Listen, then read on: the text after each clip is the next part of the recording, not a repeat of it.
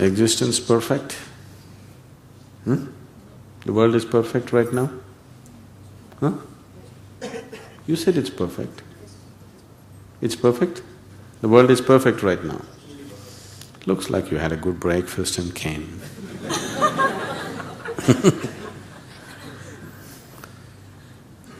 You ask those 50% of the population on the planet who don't get to eat properly every day, you ask them if the world is perfect. When stomach is full, we make one kind of philosophy. When stomach is empty, we make another kind of philosophy, isn't it? Is the world perfect right now? If you transform yourself, you can do a lot with the world. If you are unable to transform yourself, you can only mess with the world, isn't it? You just look into yourself and see how much nonsense is there. Is it there or not? It's not there. Do you go through 24 hours in absolute bliss? I don't feel sorrow, I don't carry things in my mind, I don't get bogged down. Life has not knocked you sufficiently yet. Really. Life hasn't knocked you around sufficiently. You ask many other people here. Those who have been knocked around by life, they experience life in a different way. You wait for some time. You married? Is this a blessing or a curse?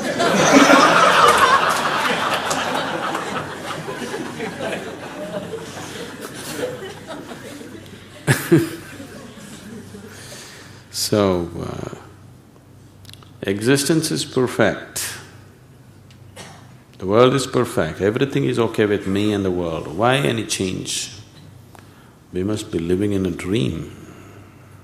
If you just open your eyes and look around, you will see, doesn't matter what's your philosophy, enormous suffering in the world, isn't it? Too much. If you relate yourself to people around you, I'm not talking about that man in the slum, even the so-called well-to-do, the level of suffering that they go within themselves is untold. Too much suffering is happening in the world. Nobody with eyes can say it is perfect. If you look around, you'll see a lot of suffering, isn't it so? I'm not trying to paint a negative picture, but it's there, isn't it? Many of these people work in hospitals, there are doctors here, you ask them, their patients suffering and their own suffering, isn't it there every day? See, accepting somebody else's suffering is easy. But when it comes to you, that's when the problem is, isn't it? Now when you are being eaten, then you cannot talk with the same nonchalance, isn't it? Isn't it so? See, this is all like… Some time ago, I'm in an international conference where, discussions about poverty elevation and things like this are going on. So when very pious, religious-looking person stands up and says, "Isn't this all divine plan? Why are we discussing about all these problems and trying to change all these things? Isn't this all divine plan?" Yes. Somebody's stomach is empty, it must be divine plan. If your stomach is empty, you'll have your own plan, won't you? Won't you? Yes. So, half the people are suffering right now, but it's okay, existence is perfect. But if the suffering comes to you, then it's not perfect, we want to do something about it. Isn't it so? So, all the things that are happening in Madras city, it is not perfect. And if you allow it to be that way, it'll not be long before it catches up with you also. Isn't it so? Yes or no? If you just allow it to be as it is not long before it comes and really catches up with you, isn't it? Somebody is dying, It's okay, it's natural. After all, tiger eats a goat. But tomorrow when your child gets eaten, then things will come up, isn't it? So don't get into such philosophies. Existence is a mess right now. When I say existence, I'm not talking about larger existence. Let's say the world. If man disappears from this planet, then everything is perfect. That I would agree. Then it's just a natural process. But now, this is not a natural order of life. This is a very unnatural order of life that we have created. If a tiger eats a goat, it just eats one goat in 15 days. Do you know this? Do you know a tiger eats once in 12 to 15 days? Not every day. If it makes one kill, next 12-15 days he doesn't eat anything.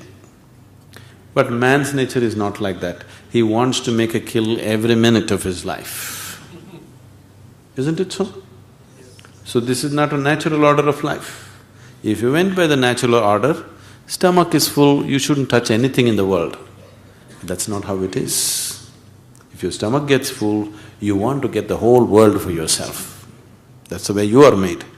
So if you don't bring sense into yourself, then, one man will rise one day who is so powerful, who won't let anybody live. Such things have happened in the past, hasn't it? Even now, there are many, including you, waiting for this, but fortunately you're not so capable. If all of them became industrious, 6 billion people if they became industrious, the way we are going, the type of activity that we're performing on the planet, within probably 25 years the planet will be finished. If all the 6 billion people become extremely active, half of them are lazy. The lazy are saving the planet. That's not good, The intelligent should save the planet, but the lazy and the useless are saving the planet. That's not a good way to survive, isn't it? But that's how it is happening right now. So perfection, things will be perfect only if you and me are dead. If we are alive, there's no perfection, something can be done about it. Isn't it so? Yes? When you go to your grave, you will be perfect. But as long as you stand here alive, there is something we can do about it. So we're just trying to do that. That's a sign of aliveness, that we still believe, we still see there is a room for enhancing the possibility of life. Now, is this not enough? Actually, within you, there is something within you which will not settle for anything. Do you see this? Is it there or no? You may try to kill it in so many ways, with so many philosophies, but you can't kill it. There is something in you which won't settle, which wants to. Everything, nothing less than everything. Less than the infinite, it will not settle. So I'm saying, why don't we give it a conscious expression? Anyway, it is finding an unconscious expression. Why don't we give it a conscious expression? That's all the yoga is about. You're already seeking it unconsciously. We want to set up a process so that you seek it consciously. That's all the change we're trying to do. Is it better to seek something consciously than unconsciously? It's a better way to approach it. For more on Sadhguru, visit www.ishafoundation.org.